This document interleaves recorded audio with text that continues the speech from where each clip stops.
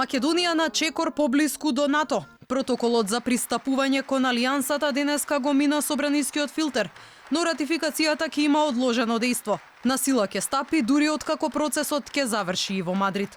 Навистина требаше големо трпение и политичка храброст за да се надминат историските разлики со вашиот сосед. Меѓутоа, сите напори кои што беа вложени се исплатеа.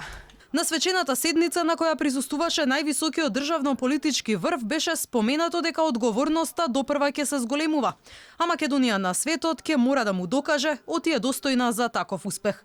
Тоа значи да продолжиме со подобрување на животниот стандард на војниците и старешините, со нивната обука, со модернизација на опремата, воопшто со зајакнување на војните потенцијали да ги препознаваме и да се справуваме со современите безбедносни ризици и закани. Историјата се пишува со храбри одлуки, се пишува со компромиси, достоинствени и прифатливи за сите страни. Кога сите мислеа дека нема излез, беа преземени чекори што не излекоа од минатото и безизлезот и ни ги вратија перспективите за наши аспирации за членство во НАТО и во Европската Унија во нивна полна и известна реалност. Опозицијата пак потсети дека пратениците на ВМРО-ДПМ не беа иницијатори за предвремената ратификација на протоколот, за како што велат, да не се загрози политичкиот договор за одржување на предвремените парламентарни избори.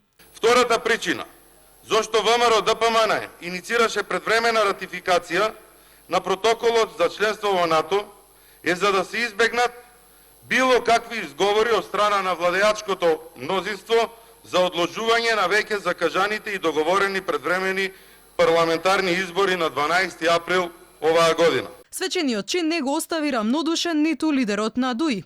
Ахмети после долги години во парламентот застана на собраниската говорница. Порача дека ова било пресвртница за сите граѓани. И јас сум горд што веќе 20 години ниту еднаш не ја изгубив вербата, ниту еднаш не го изгубив трпението, туку верував во големите пријатели, во големите сојузници и државите кои што го водеа овој толку силен сојуз, мировен сојуз. Свечената церемонија заврши со подигнување на знамето на Алијансата пред зградата на Македонското собрание. Останува уште Шпанија да даде зелено светло, пошто земјава и официјално ќе стане 30-та земја членка на НАТО сојузот.